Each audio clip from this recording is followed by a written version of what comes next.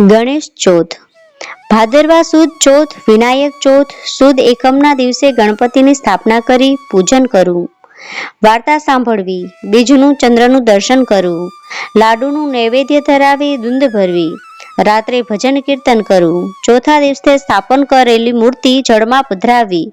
અન્નદાન કરવું. લાડુનું નૈવેદ્ય ધરાવી મૌન રહીને પ્રસાદ લેવો ને પૂજન કરવું.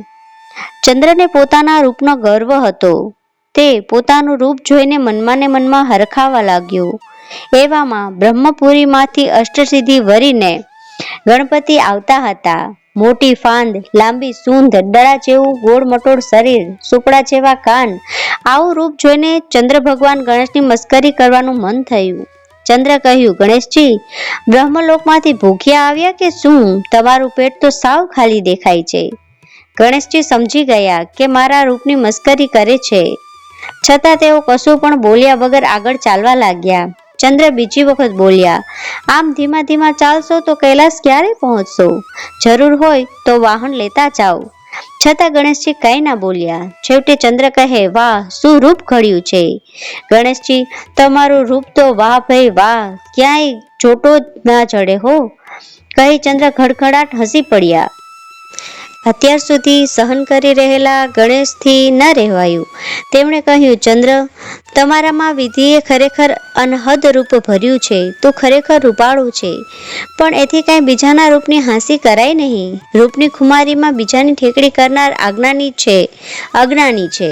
તે આજે મારી ઠેકડી કરી છે. તેથી તેના ફળરૂપે હું તને શાપ આપું છું કે આજેથી તારું કોઈ મુખ નહીં જુએ, ને જે જોશે તેના ઉપર સંકટ ઉતરશે, અણધાર્યો કષ્ટ આવી પડશે.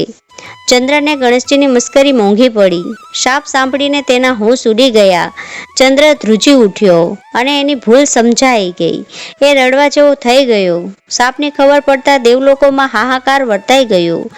વાત બધે ચાલી કે ચંદ્રને જોશે એના ઉપર અણધાર્ય સંકટ આવશે. હવે ચંદ્ર બિચારો કોને મોં બતાવે? શરમનો માર્યો એ તો કુમુદ કમળમાં સંતાઈ ગયો. ત્રિલોકમાં ચિંતા થવા લાગી કે હવે અજવાળી રાત આવશે નહીં. રોજ રોજની અંધારી રાતો કેમ બેઠાશે? દેવો, ગાંધર્વો, ઋષિઓ સૌ વિચારવામાં પડી ગયા. નિવારણ માટે સૌ દેવો બ્રહ્માજી પાસે ગયા. બ્રહ્માજી કહે, ગણેશજીના શાપના નિવારણ માટે શંકર અને વિષ્ણુ કોઈ સમર્થ નથી. હવે તો ગમે તેમ કરીને ગણેશજીને મનાવવો તો જ શાપ નિવારણ માર્ગ મળશે. બધા તેઓ મહાદેવજી પાસે ગયા અને પૂછ્યું, પ્રભુ, કૃપા કરી અમને જણાવશો કે ગણેશજીને પ્રસન્ન કરવા શો ઉપાય કરીએ? મહાદેવજી કહે, ભાદરવાની અજવાળી એકમથી ચોથ સુધીમાં સારા દિવસો ગણેશજીની સ્થાપના કરવી. ચોથના દિવસે પૂજન કરીને લાડુ, માલપુવા, શ્રીફળ, ધૂપ, દીપ આદિથી નૈવેદ્ય ધરાવું. સાંજે સ્થાપન કરેલી ગણેશજીની મૂર્તિને જળમાં પધરાવી ભક્તિભાવે ગણેશજીના જાપ કરવા. આમ ગણેશજીનું વ્રત કરવાથી તેઓ પ્રસન્ન થશે. બધા તેઓએ આ વ્રત કરવા માટે બૃહસ્પતિને ચંદ્રને સમજાવવા મોકલ્યા. ચંદ્ર તો શરમનો માર્યો સંતાઈ ગયો. છતાં બૃહસ્પતિ ત્યાં ગયા અને ગણેશ વ્રતની વિધિ સમજાવી વ્રત કરવા કહ્યું. ચંદ્રએ ગણેશ ચોથનું વ્રત આરંભ કર્યું ને પોતાની ભૂલ બદલ પસ્તાવો કરી ગણેશજીની ક્ષમા યાચના કરી. પોતાને શાપ મુક્ત કરવા વિનંતી કરી.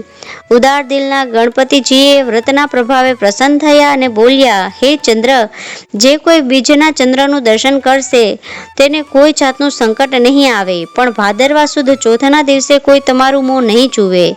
જે મારું વ્રત કરશે તે તારી જેમ એ અનેક સંકટોમાંથી છૂટશે. રૂપ તો વિધિની દેન છે. કોઈના રૂપની મસ્કરી કરવી એ તો પરમાત્માની મસ્કરી બરાબર છે. મારું વ્રત ભક્તિપૂર્વક કરનારી ઉપર મારી અનહદ કૃપા ઉતરશે. જય ગણપતિ બાપા, જય વિઘ્નહર્તા.